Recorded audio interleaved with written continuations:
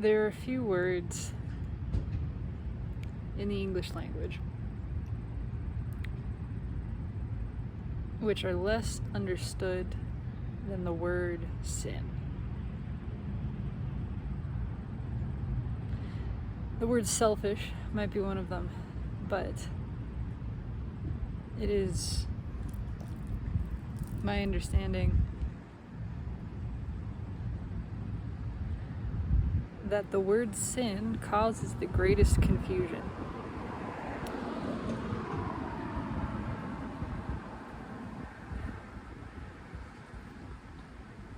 And of course, our misunderstanding of this word is itself caused by sin. But already in using that word, one can feel the writhing against it, because there is a natural writhing against it because of how we have defined it.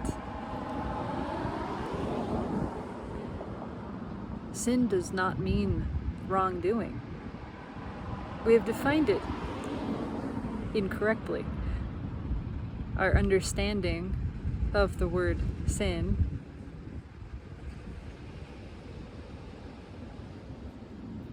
has been woefully inadequate, incomplete, and really a total misdirection,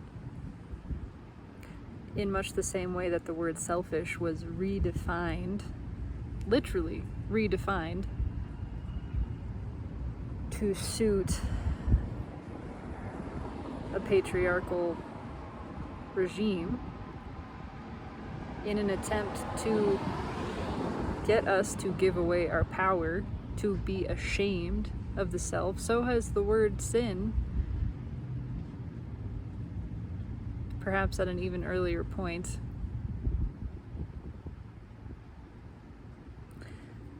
been used in order to shame, in order to control,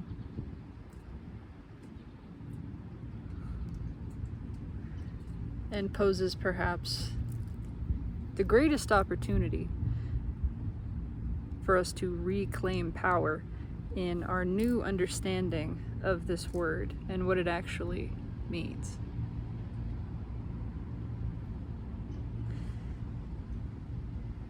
It is to miss the mark. Yes, it is to miss the mark.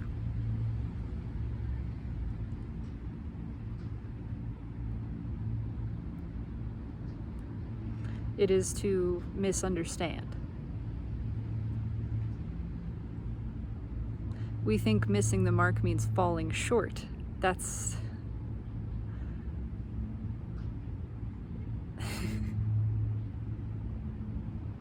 perhaps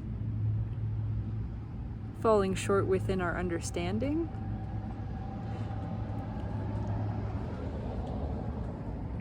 Because it is only a failure to grasp what is actually true. And that failure is not a judgment. It is not pointing to an inadequacy.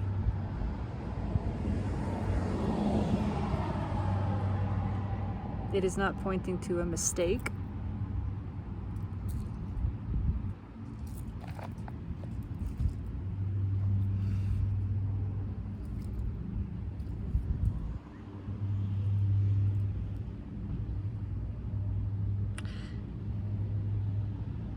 It's not incorrect to say that this realm is inherently sinful, because this realm is an illusion.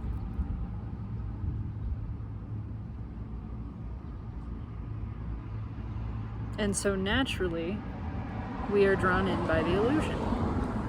And as we are, our perception of reality becomes warped. That is what sin is. Sin is inaccurate perception of what is. That is the definition. That's what sin is. Inaccurate perception of reality, which is what is.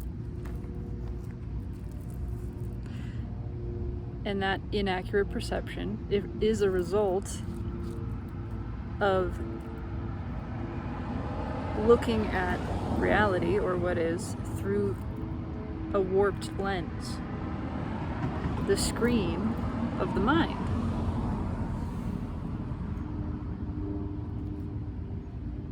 And this is all natural. This is all a natural mechanism. This is a natural byproduct of incarnating here. So the experience of sin or inaccurate perception is not a mistake, nor is it evil, nor is it wrong. It is not a flaw, it's not an error, and it's not a judgment. You see, judgment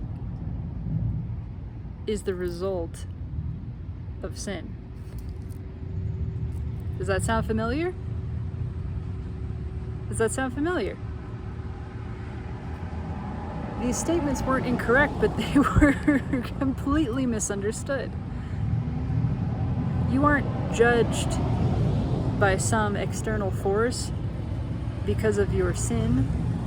The sin is perceiving inaccurately, and it is because of your inaccurate perception that you experience judgment within the self. That's what it means. When you are fully identified with and as the mind, and you are perceiving through the lens of the mind, the screen of the mind, which is warped.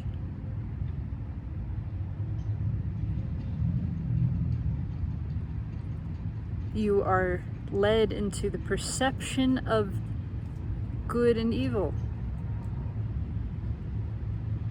which don't exist.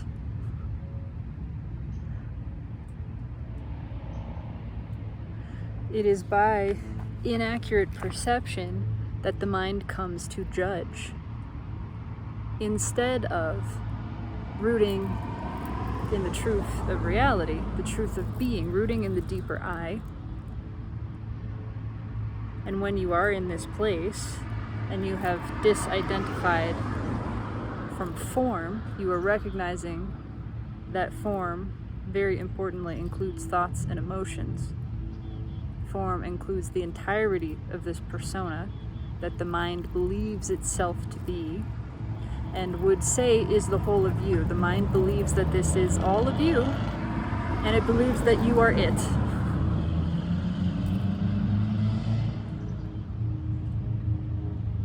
You are the creator of it. You are the author of this story. And yes, all of the form that arises is emanating from you. And it is divine, as you are. But it is not the totality of your being. When you are in the place, when you are holding your perspective in alignment with that which you truly are, pure awareness, pure being,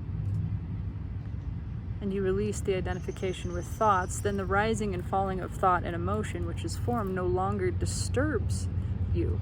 There's no threat there. There's no threat to yourself, because you know that yourself is something deeper.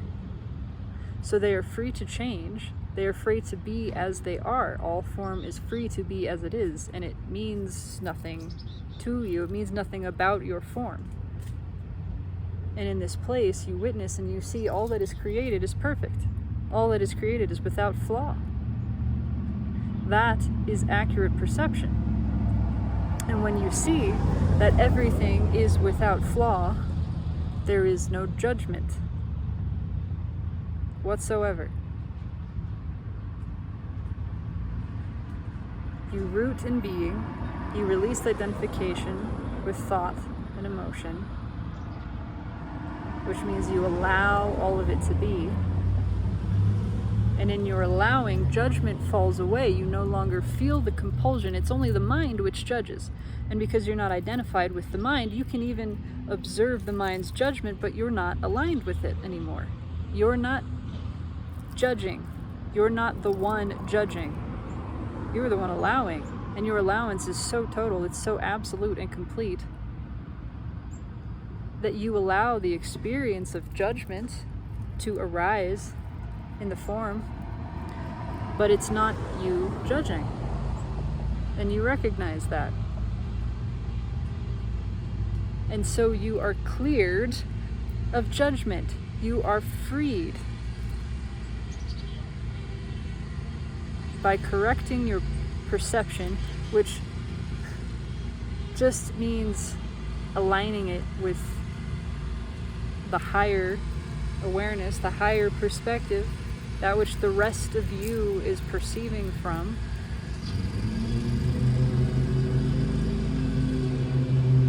You no longer feel compelled to control anything. Nothing is good or bad. Everything simply is, and it is wonderful because it is. It becomes good in a higher way. It becomes good in a way that is beyond good and evil. You see that all creation is for creation's sake, and all of it is perfect. All of it is the divine self expressing as it desires to in that moment. You are free from judgment. You have freed yourself internally from the experience of judgment. You are no longer judging. That's what is known as salvation. You are now without sin. Meaning, again, sin meaning inaccurate perception. Now that your perception of reality is accurate, you have removed the screen of the mind and taken with it the judgment. You are now experiencing reality, experiencing what is, authentically, genuinely, truly, directly, purely.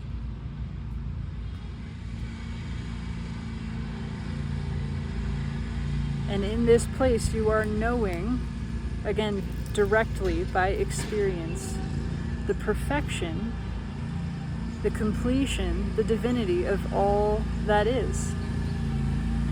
All that is, including ego. It's only ego that wants to kill ego.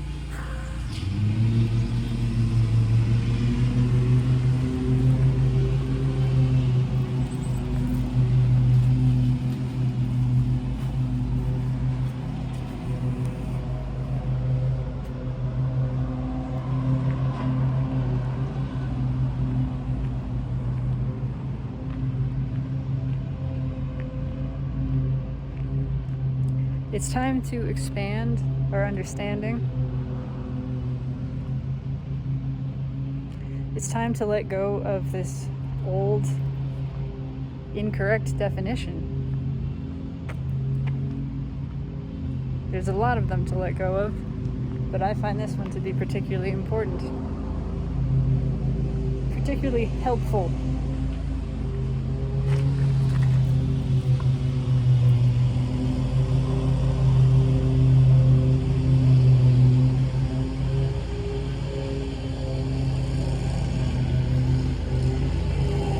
All of this is by design.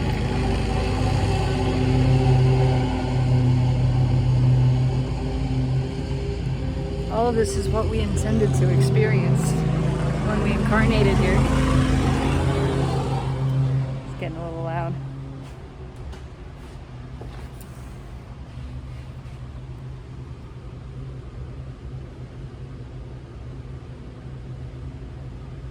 It's not a mistake that we chose to experience a realm in which our perception could be so off, so warped, so twisted.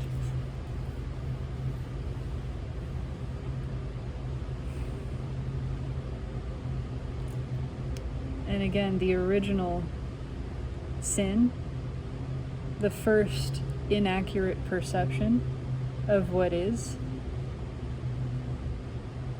was that anything that existed in what is could be inappropriate, could be wrong, could be an error, could be a flaw.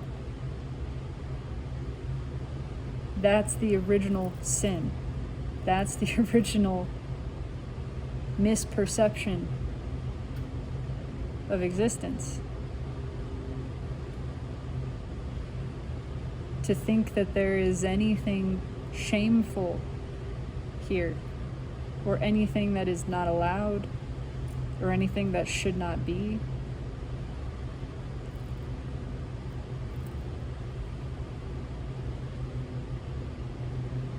It is only the mind that creates that illusion.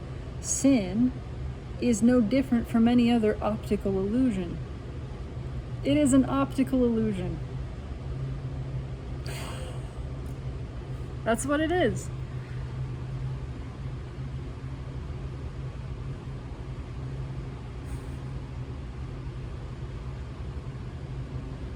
And when you can see through the illusion,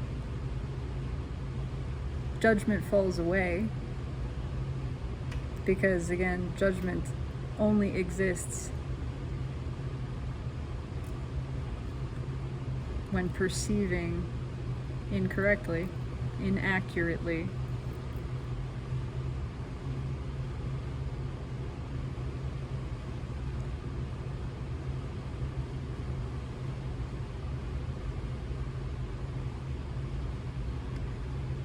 You're free to like and dislike, but there's a very big difference between preference, because it's really more liking more and less. There is no disliking at higher levels, truer levels of being. There is no dislike. There is appreciation for all. There is perhaps subtle variation in preference. There's a recognition that I like this experience and I would like to repeat this experience.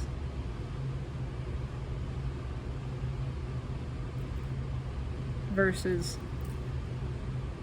I think I've experienced this enough and I don't necessarily desire a repeat. But fuck, even that. The soul loves learning.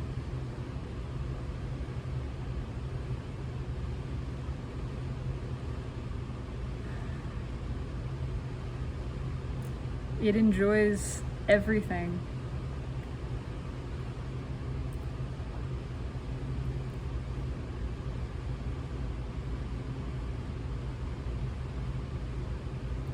It doesn't matter if this doesn't make sense or if it's incomplete. There's no problem. There's no problem with that.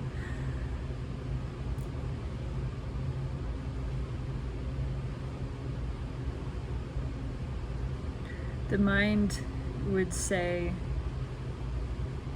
that this expression is not enough. It would say there's something wrong with it because it felt a little jumbled, perhaps not entirely cohesive, perhaps not entirely able to be followed. It's not presented eloquently. That's what the mind says. The mind is judging this expression as not enough. It's not refined. So what? So what? This is what it is. This is what is. The mind has an ulterior motive.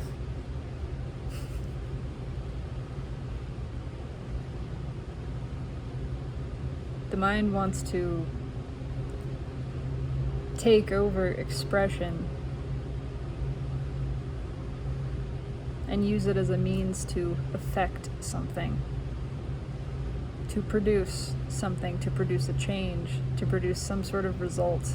That's what the mind wants, instead of allowing expression to be purely that, instead of allowing this creation, the arising of this form, which speech is, to simply be the spontaneous movement of the moment, the expression of self in this moment. Because the mind identifies with this expression, it takes it very seriously. It thinks it matters.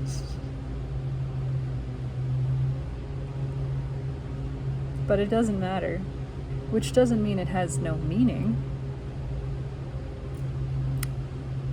Those things have been confused as well. Nothing matters. Everything has meaning that we give it. But ultimately nothing matters. Nothing is serious. All of it is sincere.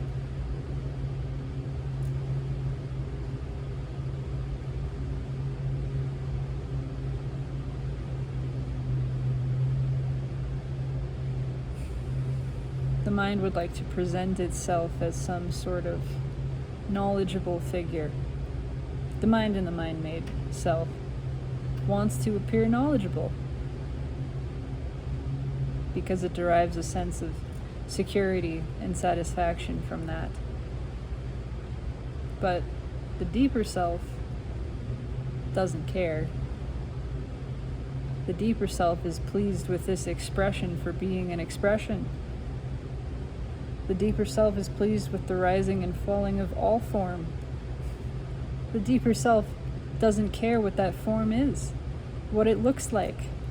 It knows that it's unique. Every single moment. There are no two waves the same, no two drops of water. And so it is excited, enthusiastic about every single one of them. It has no agenda. It's not trying to do anything.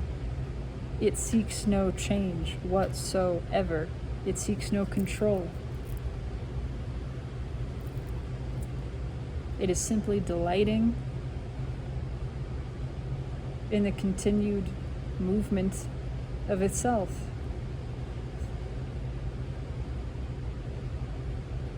Which it knows is eternal. It knows this dance goes on forever.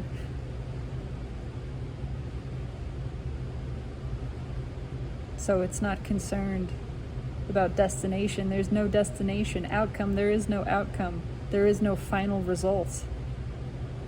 This dance keeps going.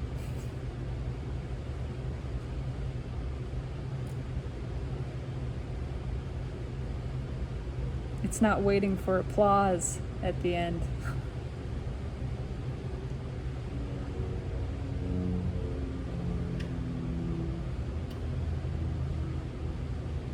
Everything simply is because it desires to be, and it is perfect. And when this is known, when this is perceived, that perception is clear.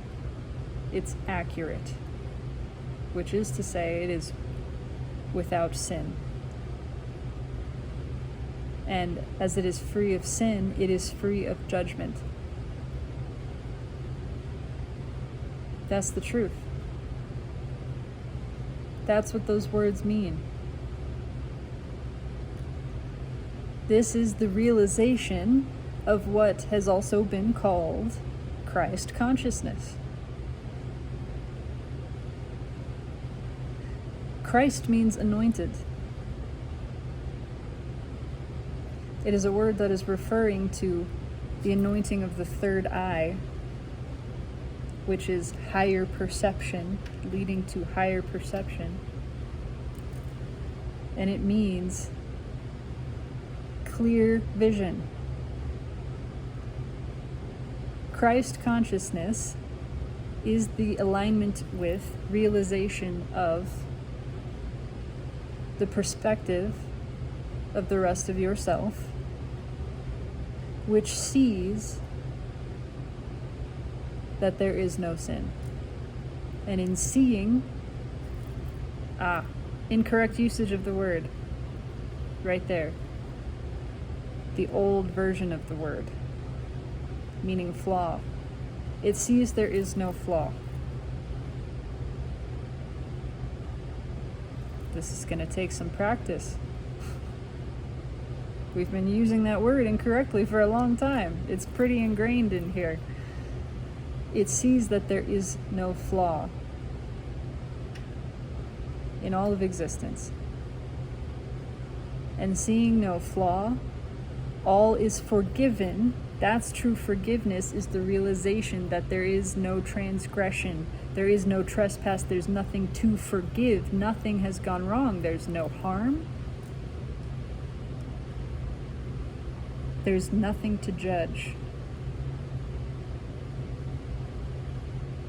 It is the perception, Christ consciousness, alignment with it, is the perception of what is as heaven. Perfect, divine, heavenly. All of it. And that is what it means to realize heaven on earth.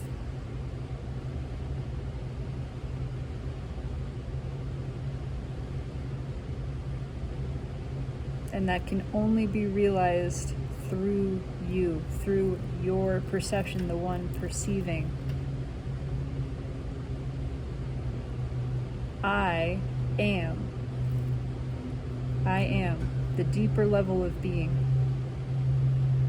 the pure realization of self. I am, period. Not I am fill in the blank. I am. The undefined self. That is you. That is the core of you. Pure being, pure isness. Isness realizing that it is. Awareness realizing it is aware and that it exists. Through this is the way that truth can be realized, the truth.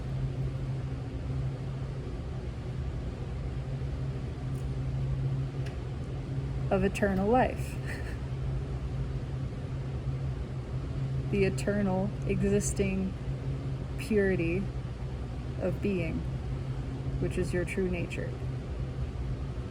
I am the way, the truth, the life. There are many statements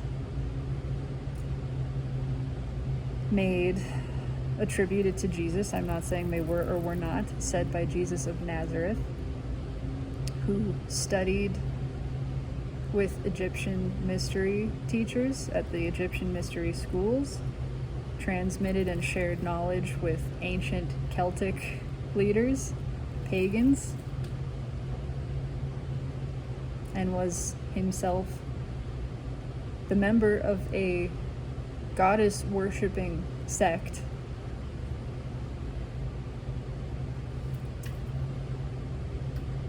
which understood how to access wisdom directly.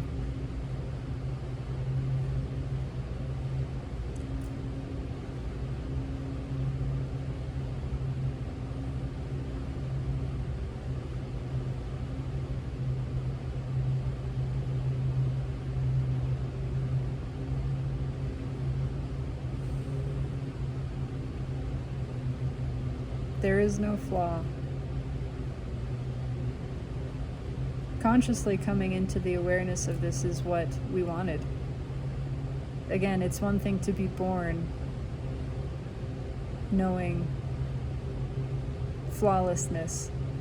How do you truly know it without contrast? How do you truly know that everything is without flaw, that everything is perfect and heavenly? How do you consciously come to and appreciate that realization unless you choose to forget it? Unless you choose to descend into a realm so wrapped in illusion that it convinces you of the opposite. And what greater test of your power and your knowledge and your trust in self than to be in this realm where you have forgotten everything that is true and to come back into the realization of truth and self. How else can you experience empowerment? How else can you appreciate what that means? What better way to appreciate heaven than to believe, allow yourself to believe in hell? To believe that you are in hell.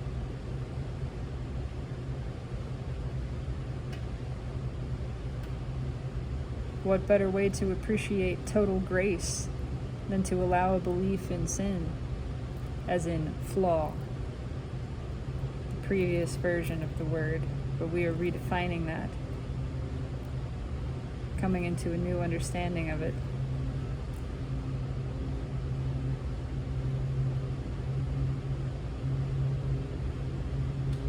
Because even the experience of sin is not a flaw. It is not a mistake. It was very much intentional and has worked exactly as designed in our favor.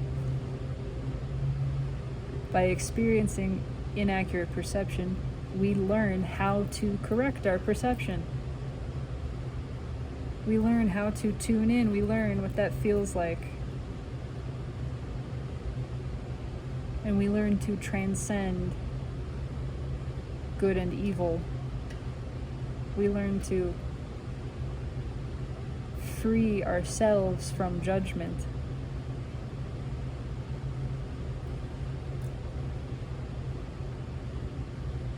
When you release judgment, you are released from it, right? And so you have simultaneously liberated yourself and all of humanity.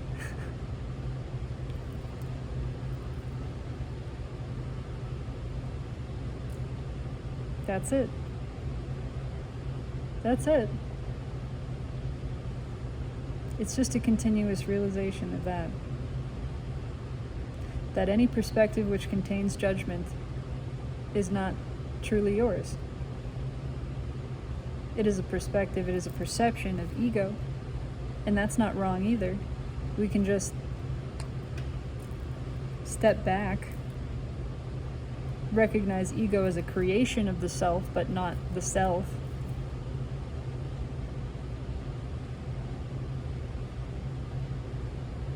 And recognize as creator, all creation is beautiful. Look at all of these children that we have born.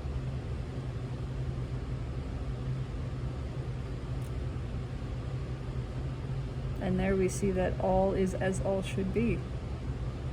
All is right, all is well. Whatever arises, whatever sensation arises, we're not taken in by the illusion. We can observe it. It's safe to be, and actually when you are detached from thought and emotion, you can experience it more fully. Because you're not identified with it, you're no longer threatened by it, you're no longer trying to control it. So it can be, it's free to be exactly what it is, and you invite that experience fully, without any fear, without any restriction. You're no longer resisting the flow of energy. It all works together. You rest in the deeper eye of pure being. You realize this is yourself.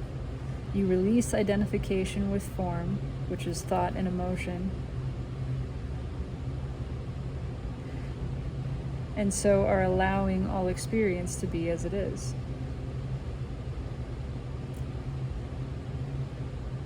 Allowing everything. You clear all judgment from your perspective. There is nothing wrong. There is no problem. There's nothing bad or dangerous or harmful. Nothing to judge here. So you are relinquishing the compulsion to control or change. There's nothing to fix. There are no problems. There's nothing to fight against. There are no enemies. Relinquishing this compulsion to control means you release all resistance. And even if there is resistance in parts of self, the surface self, because that can only exist in the surface self, you are no longer identified with it, so you're not suppressing it anymore. You're not identified with the surface self's resistance, so you're not in resistance to it. You're not suppressing anything. In this state of open flow, naturally you experience the balance of energy restored within you. You are returned to alignment with yourself, the whole of yourself. Energy naturally balances there. You feel good, and you feel the openness of the heart for all. You are an open channel. And you are perceiving that heaven is everywhere. Heaven is everything. And it is right now. You see there's no separation, there is no division. All simply is, and all is as all should be. This is salvation. This is knowing the kingdom of heaven. This is knowledge of eternal life, whatever the fuck you want to call it. This is freedom from suffering, the realization of nirvana.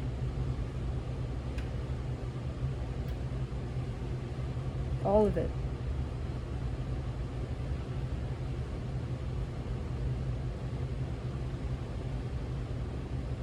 And it is accessible right now. All it takes is the recognition that anything in the mind is of the mind. Put the mind down. Any voice you hear in the head is not your voice. Any voice that you can hear is not your voice. Yours is the voice that speaks without words.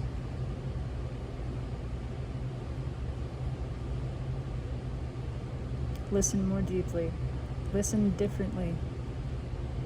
Listen with the whole of your being.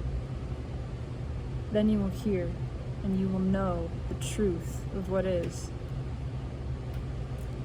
And you can't help but smile.